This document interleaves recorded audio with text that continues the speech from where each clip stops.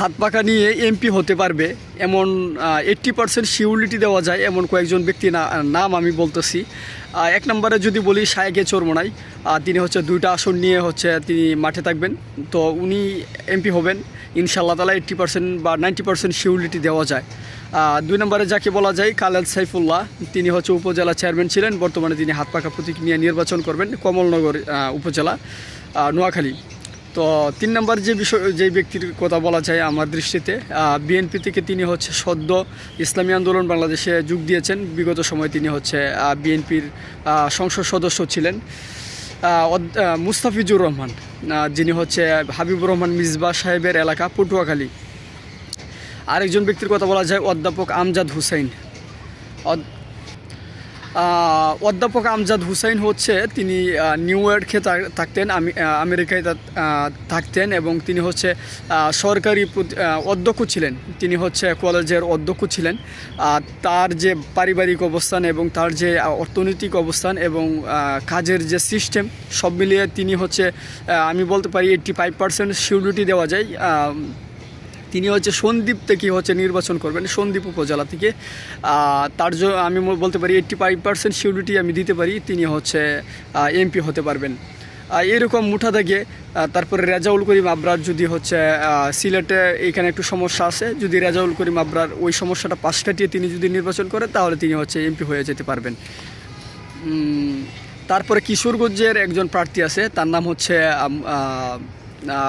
জাকির হোসেন পাটোয়ারি। তো এই জাকির হোসেন পাটোয়ারি হচ্ছে কিশোরগঞ্জ মনে হয় সম্ভবত তার বাড়ি। তার যে কাজের সিস্টেম, তিনি অনেক আগে থেকে কাজ করতেন তৃণমূলের, তার বিশাল কাজ।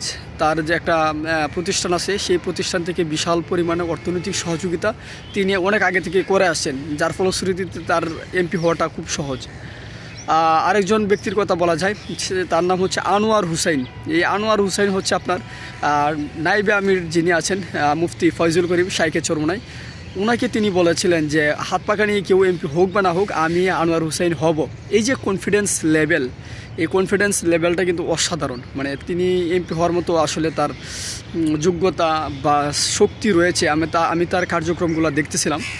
সে হচ্ছে পুরোদমে একেবারে তৃণমূলের সমস্যা লাঘব করার থেকে শুরু করে গণসংযোগ, ইভেন আদার্স একেবারে ফাটায় দিতেছে বলা যায়। একেবারে ভালো কাজ করতেছে। একবার মহিলাদের ভোট কালেক্ট করার বিষয়টাও তিনি নজরে রাখছেন। তো তার কনফিডেন্স লেভেল থেকে আমি বলতে পারি 85% সিউরিটি দেওয়া যায় তিনি হচ্ছে হাত পাকা থেকে এমপি হয়ে আসবেন। এরপরে বলা যায় আবুল খায়ের, যিনি হচ্ছে হিজলা বা বরিশাল যেই থানাটা, সেখানে হচ্ছে তিনি নির্বাচন করবেন। যদি ওই রকম হেভিওয়েট কোনো বিএনপির প্রার্থী না থাকে বা ইসলামী সমন্বয় থাকে তাহলে আমি মনে করি সে এমপি হয়ে যাবে। এরকম বেশ কিছু আরও হেভিওয়েট প্রার্থী রয়েছে। মাওলানা বদরুজ্জামানের জন্য শুভকামনা, তবে তার এমপি হওয়াটা একটু কষ্টকর, কারণ হচ্ছে তার 2টা উপজেলা নিয়ে তার হচ্ছে সংসদীয় আসন। এখানে তার শক্তি অবস্থান আছে। যদি এই নির্বাচনের আগ মুহূর্ত প্রতিদিন তিনি যদি সময় দেন তাহলে এমপি হয়ে আসতে পারবেন, কারণ নরসিংদী এলাকাটা একেবারে একটা গুরুত্বপূর্ণ এলাকা, সেখানে তার আসন ধরে রাখাটা সহজ হয়ে যাবে।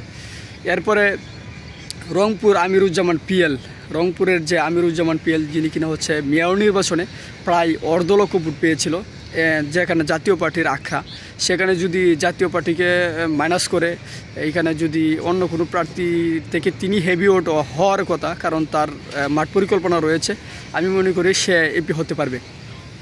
এরকমভাবে ময়মনসিংহের মধ্যে হচ্ছে অধ্যাপক ডাক্তার নাসির উদ্দিন, তার অবস্থান আছে, অর্থনৈতিক অবস্থান ভালো, এবং তার ইউনিক পরিকল্পনা ছাড়া যদিও এইভাবে আমভাবে জনগণের সাথে মিশতে পারে ইউনিক পরিকল্পনার পাশাপাশি, তাহলে তার এমপি হওয়াটা সহজ, নতুবা এমপি হওয়াটা একটা কঠিন হয়ে দাঁড়াবে।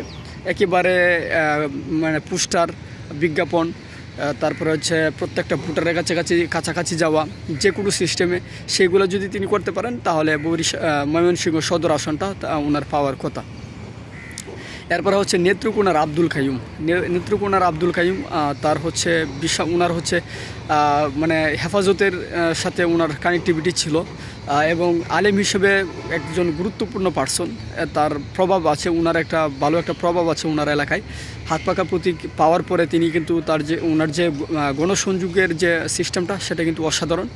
সেই জায়গা থেকে আমি বলতে পারি আব্দুল কাইয়ুম সাহেবকে যদি ওই রকম আরও ইউনিক কিছু পরিকল্পনা, মহিলাদের ভোট কালেকশনের বিষয়টা যদি নজর রাখেন এবং হচ্ছে আরও আনুষঙ্গিক যে বিষয়গুলো আছে এগুলো যদি ভালো করে হরদমে তিনি করতে পারেন, তাহলে তিনি এমপি হয়ে উঠে আসতে পারবেন ইনশাআল্লাহ তাআলা।